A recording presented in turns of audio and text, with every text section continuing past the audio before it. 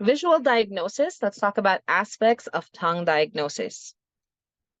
When analyzing the tongue, it is important to remember that all aspects of tongue diagnosis are indispensable and that you should not see any aspect as being separate from the whole. This is because the various pieces of information must be seen in a context and as a part of a whole picture. This is particularly important as most signs can have multiple interpretations depending on what other signs are present. A pale tongue body, for example, can be a sign that there is yang deficiency, excess cold, qi deficiency, or blood deficiency. Knowing that the tongue is pale, therefore, does not give enough information for us to be able to treat the patient. We must compare the tongue's body color with other aspects of the tongue, especially the tongue body shape and thickness, color, and distribution of the coating. In this example, the pattern of imbalance will be excess cold if the pale tongue has a thick, white tongue coating. If there is blood deficiency, the tongue will not only be pale but also thin and dry. Yang deficiency will manifest with a tongue that is pale, swollen, and wet, whilst if there is qi deficiency in a specific zhang organ, then the shape of that area of the tongue may be affected as well as being pale. All the information and signs that can be seen on the tongue can initially seem confusing and overwhelming. This will lessen if you proceed logically in your inspection and analysis. It is important that you are systemic so that you are certain that you have observed all the relevant signs. I recommend that having a checklist in the intake journal to ensure that you have observed and noted all relevant aspects of the tongue. Remember to record the tongue body's color, shape, size, and structure, as well as variations between the various areas of the tongue body, like the tongue coating, color, thickness, distribution, moisture and quality, the movement and flexibility of the tongue's vitality as well. Note each aspect separately and then compare the pieces of information with each other. Something that is very important to remember is that the tongue reflects the body as a whole and can reflect several patterns of imbalance simultaneously. This means that even if there is a certain pattern of imbalance, if the tongue is manifesting another pattern of imbalance that veils these signs, it may not be very obvious. For example, the classic blood deficiency tongue should be thin, pale, and dry. But if the condition of blood deficiency is due to spleen qi deficiency, the tongue may well be pale, swollen, and wet, thus negating the signs of dryness and thin tongue body. The amount of information you need to take into account when you diagnose a tongue can seem overwhelming.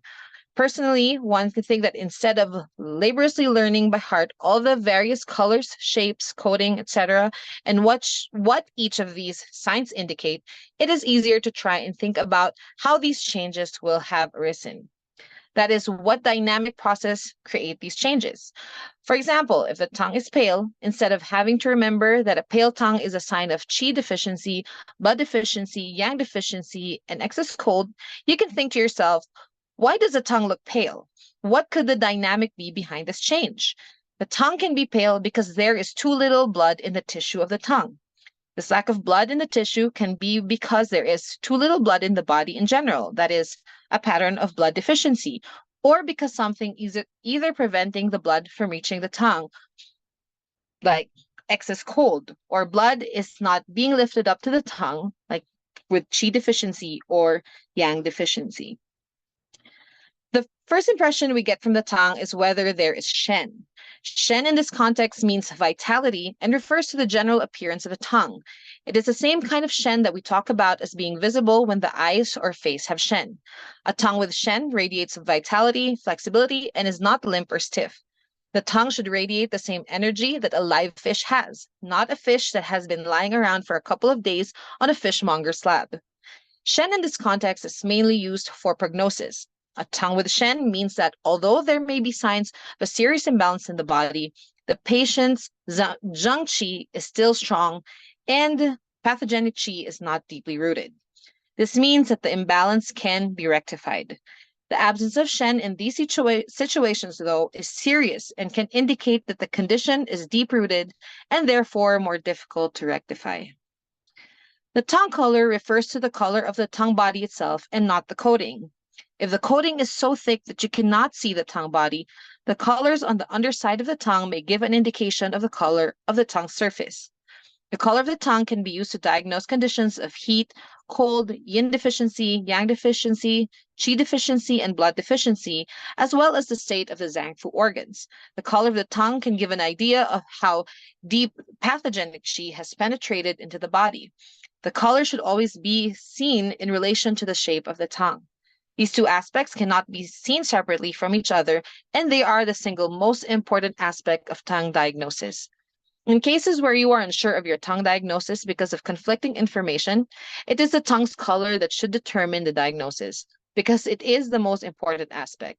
This is because the color of the tongue body reflects the long-term influences and the underlying patterns of imbalance. 5 pathological colors have traditionally been differentiated on the tongue: pale, red, dark red, purple, and blue. The overall color of the tongue should be noted, as well as any color changes in specific areas. The color of the tongue as a whole will reflect the general condition of the body, and the changes of color in the specific areas of the tongue will relate to imbalances in these areas of the body, especially the zangfu organs that these areas pertain to. Thank you so much for your attention.